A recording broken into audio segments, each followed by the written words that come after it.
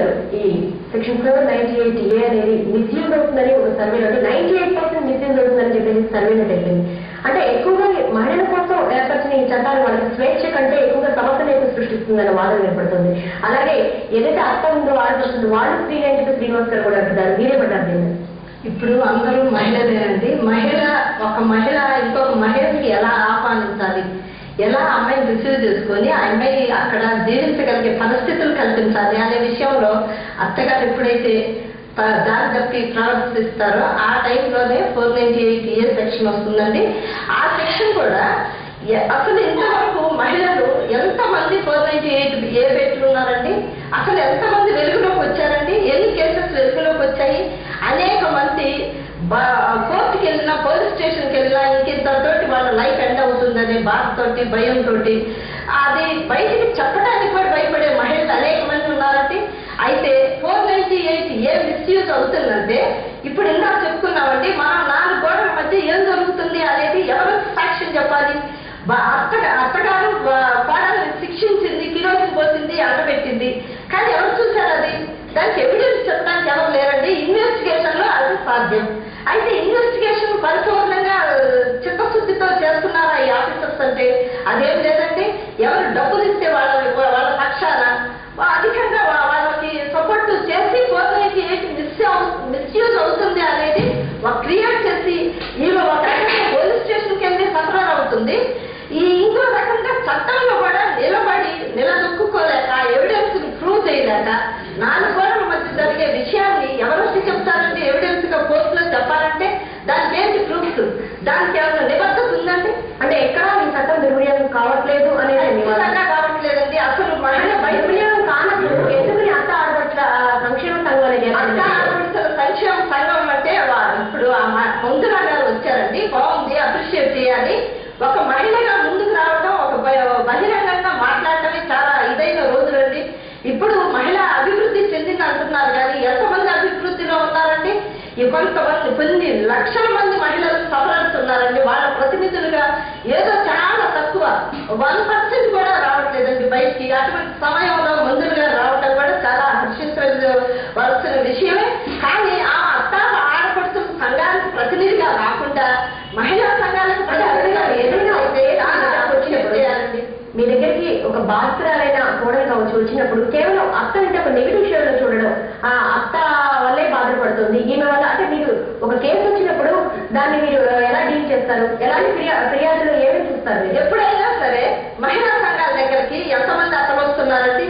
ఎక్కువ వచ్చేది బలహీనులు వస్తారండి. ఒక సంఘం సపోర్ట్ ఎప్పుడు అడుగుతారంటే బలహీనంగా ఎవరున్నారో వాళ్ళు వచ్చి ఈ సపోర్ట్ మాకు కావాలి అనే విషయానికి వస్తారే కానీ ఈ అత్తగారు బలంగా స్థిరపడి ఉన్నారండి. చక్కగా మామగారు ఉంటారు, కొడుకు ఉంటాడు, కూతురు ఉంటది, ఇంకా వాళ్ళు బంధుగానే ఉంటది. అంతేగాని ఈ కోడల పక్షాలు ఉండడానికి ఎవరు లేరండి. మిస్యూజ్ కావడం లేదు అని చెప్పేసి అన్నగారు అంటున్నారు. దీనివల్ల సవరణ చేయాల్సిన అవసరం ఉందంటారా? సవరణ చేయడం ఆ చెప్పింది ఎవరంటే భారతదేశ అత్యున్నత న్యాయస్థానం సుప్రీంకోర్టు 2005లో చెప్పడం జరిగింది. 498 లీగల్ టెర్రరిజం అని చెప్పిందండి. అంత పెద్ద పదం, అంత హార్డ్ వర్డ్ పోవాల్సిన అవసరం సుప్రీంకోర్టు ఎందుకు వచ్చిందండి? సుప్రీంకోర్టు మేడం ఇప్పటివరకు మీరు మాట్లాడుతున్నప్పుడు నేను దయచేసి డిస్టర్బ్ చేయలేదు. దయచేసి మీరు డిస్టర్బ్ చేయకూడదు. మీరే మీకు వస్తారు ఒక మీరు మాట్లాడండి. ఓకే, క్షమించాలి. తర్వాత సుప్రీంకోర్టు వారి కేసు ఎందుకు వెళ్ళిందండి? అది హైకోర్టులో పాలన తేలింది కాబట్టి. హైకోర్టులో పాలన తేలిందండి. అంతకుముందు అదేదో డిస్ట్రిక్ట్ కోర్టులో పాలన తేలింది కాబట్టి, అంతకుముందు సెషన్స్ కోర్టులో పాలన తేలింది కాబట్టి. అంటే ఆ పోలీస్ వాళ్ళు సరిగా రికార్డ్స్ కూడా సరిగా చేయలేదు. ఇంతమంది తప్పుడు చేయాలంటున్నారే సుప్రీంకోర్టు తప్పంటే ఇప్పుడు మీరన్నా వీళ్ళు సుప్రీంకోర్టు తప్పంటున్నారు, హైకోర్టు తప్పంటున్నారు, సెషన్స్ కోర్టు తప్పంటున్నారు, డిస్ట్రిక్ట్ కోర్టు తప్పంటున్నారు, పోలీసులు ఎక్కువ చేయాలంటున్నారు. 498 కేసు మాత్రం నిజం పెట్టారండి. సార్ 498 కేసు మాత్రం తప్పుడు కేసు కావాలండి. ఆ తప్పుడు కేసు కాబట్టి రికార్డు అంతే వచ్చాయి. సార్ సుప్రీంకోర్టు వరకు వెళ్ళిన మహిళ కూడా అక్కడ దెబ్బతిన్నదంటే ఇంకో మహిళ ముందుకు రావడానికి కూడా ఇష్టపడట్లేదండి. మహిళ అంటే చాలా అప్రిషియేట్ చేయాలా, ముందుకు వచ్చి ధైర్యంగా నిలబడి ఆ లైఫ్ ఏమైనప్పటికీ కూడా వెలుగులోకి తేవాలనే ఉద్దేశంతో సుప్రీంకోర్టు వరకు వెళ్ళగలిగింది.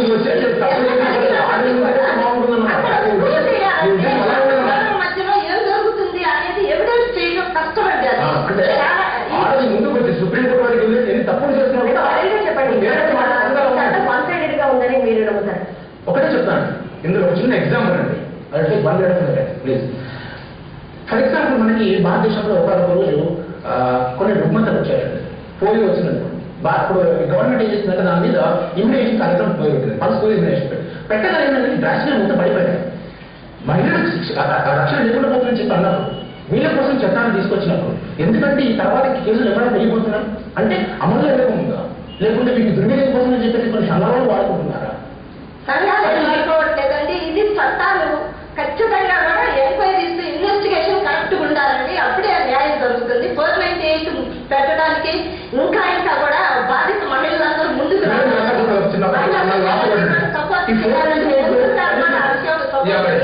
దీనికి సపోర్ట్ చేస్తాము. ఎందుకంటే 498లో 3 సంవత్సరాలు శిక్ష ఉందండి. దయచేసి గవర్నమెంట్ తెలుసుకో విషయం ఏంటంటే ఈ 3 సంవత్సరాల నుంచి 10 సంవత్సరాలు పెంచండి. నిజంగా తప్పు చేసిన పురుషులు అర్థమంతా వాళ్ళందరూ 10 సంవత్సరాలు రిజిస్టర్ చేద్దాము.